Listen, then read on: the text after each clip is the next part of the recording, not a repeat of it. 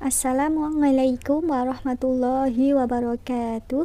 Perkenalkan, saya Putri Salsabila dari D4 Akuntansi Bisnis.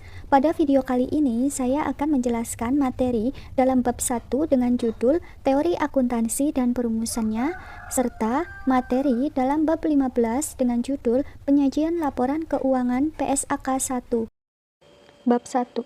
Teori Akuntansi dan Perumusannya. Teori akuntansi menurut para ahli. Menurut Vernon Camp, teori akuntansi adalah suatu sistem yang komprehensif, di mana termasuk postulat dan teori yang berkaitan dengannya. Ia membagi unsur teori dalam beberapa elemen, yaitu postulat atau asumsi dasar, definisi, tujuan akuntansi, prinsip atau standar, dan prosedur atau metode-metode. Dari penjelasan tersebut dapat disimpulkan bahwa teori akuntansi adalah suatu konsep definisi dalil yang menyajikan secara sistematis gambaran fenomena akuntansi yang menjelaskan hubungan antara variabel dengan variabel lainnya dalam struktur akuntansi dengan maksud dapat menjelaskan dan meramalkan fenomena yang mungkin muncul. Selanjutnya adalah menurut Hendriksen. Ia menilai teori akuntansi sebagai satu susunan prinsip umum akan dapat memberikan kerangka acuan yang umum dari mana praktik akuntansi dinilai. Teori akuntansi yang dirumuskan tak akan mampu mengikuti perkembangan ekonomi, sosial, teknologi, dan ilmu pengetahuan yang begitu cepat. Oleh karena itu, tepatlah kesimpulan yang disampaikan oleh Ahmed Belqawi menyatakan bahwa tidak ada teori akuntansi yang lengkap pada setiap kurun waktu. Oleh karena itu, teori akuntansi harus juga mencakup semua literatur akuntansi yang memberikan pendekatan yang berbeda-beda satu sama lain. Selanjutnya, American Accounting Association's Committee on Concepts and Standards for External Report menyebutkan bahwa tidak ada teori akuntansi keuangan yang lengkap yang mencakup dan memenuhi keinginan semua keadaan dan waktu dengan efektif. Oleh karenanya, dalam literatur akuntansi keuangan yang ada bukan teori akuntansi, tetapi kumpulan teori yang dapat dirumuskan untuk mengatasi perbedaan-perbedaan persyaratan yang diinginkan para pemakai laporan keuangan. Untuk perumusan teori akuntansi memang tidak dapat hanya mengandalkan teori. Perumusan teori akuntansi harus menggunakan literatur akuntansi dan disiplin ilmu yang relevan. Teori akuntansi merupakan instrumen yang sangat penting dalam menyusun dan memverifikasi prinsip akuntansi yang digunakan dalam penyusunan laporan keuangan untuk disajikan pada para pemakainya. Selanjutnya adalah periodisasi teori akuntansi. Periode pertama adalah pre-teori period, dimulai dari tahun 1492 hingga 1800. Periode kedua adalah general scientific period, dimulai tahun 1800 hingga 1955. Yang ketiga adalah periode normative period, dimulai dari tahun 1956 hingga 1970. Dan yang keempat adalah specific scientific period, dimulai dari tahun 1970 hingga sekarang. Secara umum, fungsi utama teori akuntansi adalah untuk memberikan kerangka pengembangan ide-ide baru dan membantu proses pemilihan akuntansi. Matthew dan Pereira mengatakan bahwa teori memiliki karakteristik berikut ini.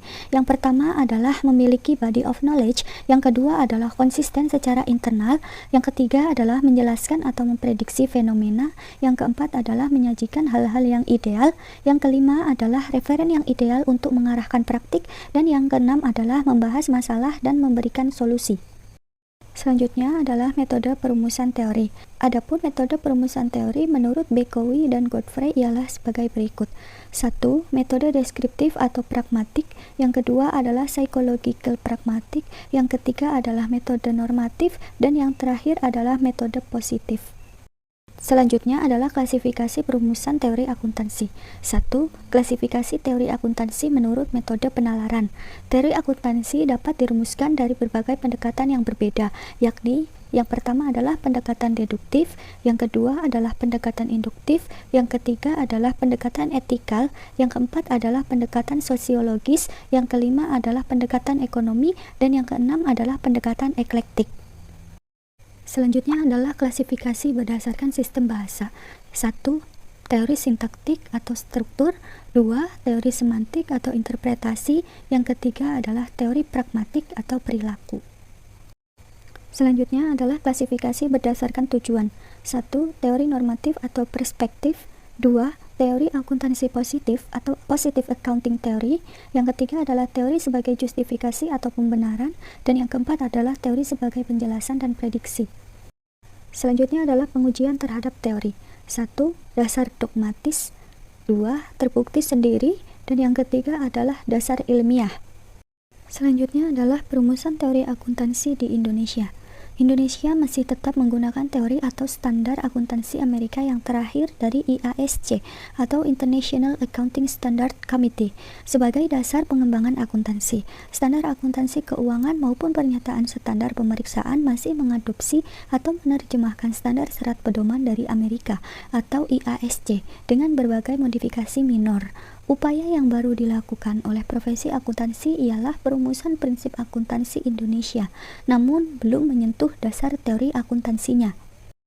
Pembahasan selanjutnya adalah materi dalam bab 15 dengan judul Penyajian Laporan Keuangan PSAK 1.